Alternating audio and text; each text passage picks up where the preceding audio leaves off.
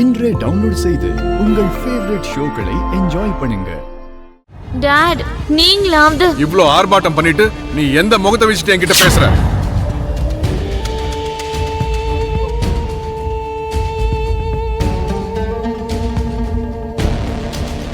ஹன்சிகா, நடந்ததை நினைச்சு கவலைப்பட்டு இருக்கியா?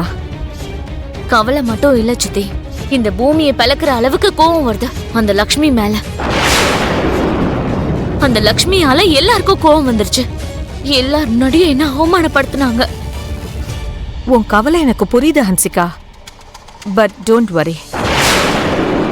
ஒரு 4 நாள் போச்சுன்னா எல்லாரும் இந்த விஷயத்தை மறந்துடுவாங்க. ஓகே?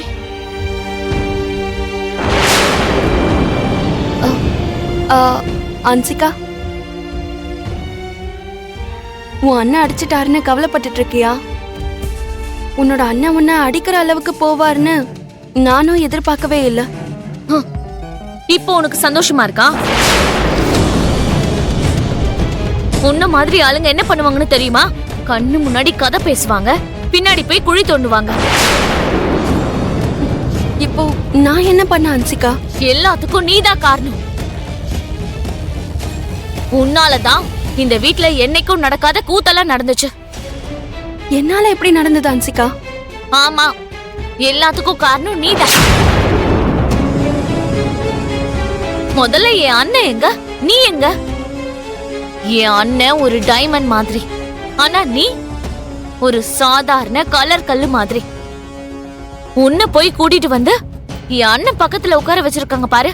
சிச்சி, இங்க பாரு, உன் லெவல் என்னன்னு தெரிஞ்சுக்கிட்டு பிஹேவ் பண்ணனா உனக்கு நல்லது. நீ சொன்ன மாதிரி நான் ஒரு சாதாரண கலர் கல்லா இருக்கலாம் ஹன்சிகா, ஒரு சாதாரண களிமண்ணாவே இருக்கலாம். அதே நீ சொன்ன மாதிரி உன்னோட அண்ணன் தூய்மையான வைரம் ஹன்சிகா. அந்த வைரத்துக்கும் இந்த கலர் கல்லுக்கும் அந்த கடவுள் எதுக்கு முடிச்சு போட்டார்னு எனக்கும் தெரியாது. அந்த கடவுள் போட்ட முடிச்சுக்கு நான் மதிப்பு கொடுக்கணும். அந்த கடவுள் என்னை இந்த வீட்டு மருமகளா ஆக்குனதுக்கு இந்த குடும்ப கௌரவத்தை நான் காப்பாத்தி ஆகணும். அந்த வரிசையில் சில நேரங்கள்ல உன் மனசை கஷ்டப்படுத்துற மாதிரி நிகழ்வுகள் நடக்கலாம். அதெல்லாம் தற்காலிகமானதுதான். நான் எதுவும் வேணும்னு பண்றதில்ல.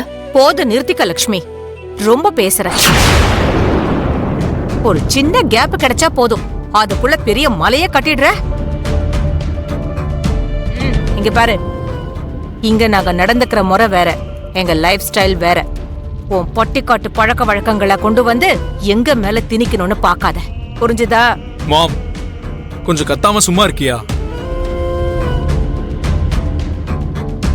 இப்போ லக்ஷ்மி அண்ணி அப்படி என்ன தப்பு பண்ணிட்டாங்க? இப்ப எதுக்கு தேவையில்லாம அவங்க இப்படி கத்திக்கிட்டு இருக்க? எதுக்கு தேவையில்லாம அவங்க மேல பழி சுமத்துற? விவேக், இந்த லக்ஷ்மியால தானே இன்னைக்கு வீட்ல பிரச்சனை வந்துச்சு. மாம், நீ நல்லா யோசிச்சு பாரு. நடந்த பிரச்சனைக்கு காரணம் லக்ஷ்மி அண்ணி இல்ல, ஹன்சிகா தான் காரணம். ஆனா நீ ஹன்சிகாவை திட்டாம அண்ணிய எதுக்கு வாய்க்கு வந்த மாதிரி எல்லாம் பேசுற? பாத்தியா, இது வரைக்கும் என் முன்னாடி சத்தமா பேசுனது கூட கிடையாது.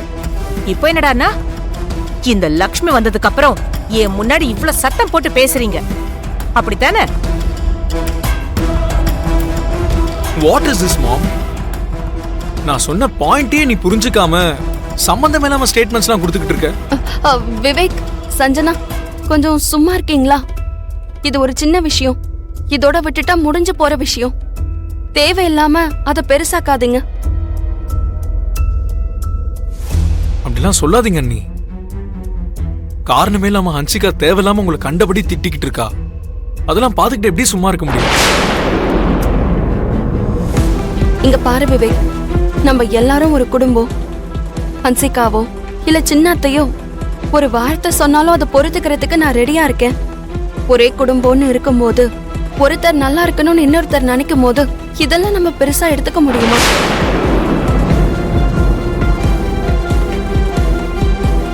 இந்த விஷயத்த இதோட விட்டுரு விவேக்.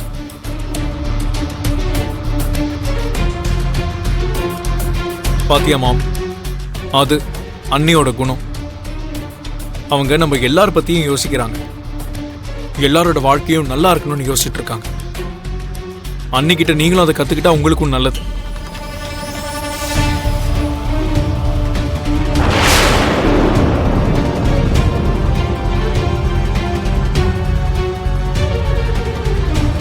ஹன்சிகா, இவங்க எல்லாரும் அந்த பட்டிக்காட்டு பேட்ச். அதனாலதான் எல்லாரும் அவ்வளவு மாதிரியே பேசிக்கிட்டு இருக்காங்க. நீ எதுக்கும் கவலைப்படாத. அந்த லக்ஷ்மிய பழி வாங்கறதுக்கான வாய்ப்பு சீக்கிரமாவே நமக்கு கிடைக்கும்.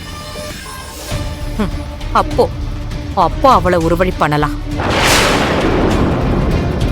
ஹன்சிகாவாவது சஞ்சனாவாவது என்னைக்காவது ஒரு நாள் இப்படி காலங்காத்தால எந்திரிச்சு அழகா இப்படி கோலம் போடுறது என்னைக்காவது நம்ம பார்த்திருக்கோமா? அப்படி பார்த்தா என் பொண்டாட்டி ஆகட்டும், உங்க அம்மா ஆகட்டும், இப்படி கோலம் போட்டு நான் பார்த்ததே இல்லடா. இத்தனை வருஷத்துல நம்ம லக்ஷ்மி இந்த வீட்டுக்கு உண்மையான கலையை கொண்டு வந்துட்டாடா.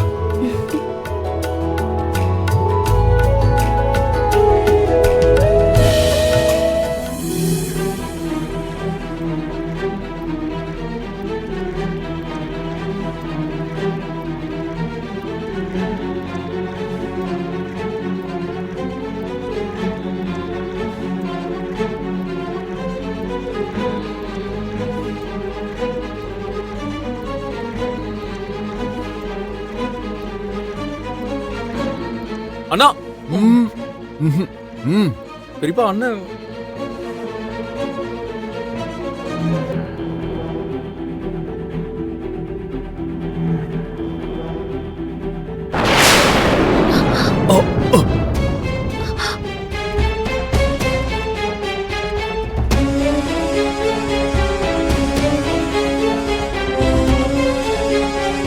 ஐ எம் சாரி லக்ஷ்மி, நான் பார்க்கல. என்னடா பார்க்கலன்னு சொல்ற? இவ்ளோ அழகான கோலம் பார்க்க எவ்வளவு பிரைட்டா தெரியுது. உன் கண்ணுக்கு அது தெரியலையா? அது இல்ல டாட். எனக்கு தெரிஞ்ச அண்ணாக்கு இந்த கோலம் பிடிக்கலன்னு நினைக்கிறேன். அதை இன்டைரக்டா சொல்றதுக்கு தான் இப்படிலாம் பண்ணிக்கிட்டு இருக்கான் பெரியப்பா. டேய் அறிவு கட்டவனே, தெரியாம நடந்ததுக்கு இப்படி ஒரு ஸ்டோரியை கோத்து விடுறியாடா? உங்களுக்கு இந்த கோலம் பிடிக்கலையா? பிடிக்கல.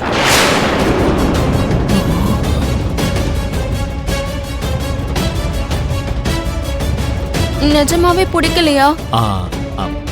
லக்ஷ்மி, அது பிடிக்கலன்னுலாம் இல்ல, பிடிச்சிருக்கு. நான் வேணும்னு பண்ணலன்னு சொல்ல வந்தேன். அண்ணா, நீ வேணும்னே பேச்ச மாத்திரன்னு புரியுது.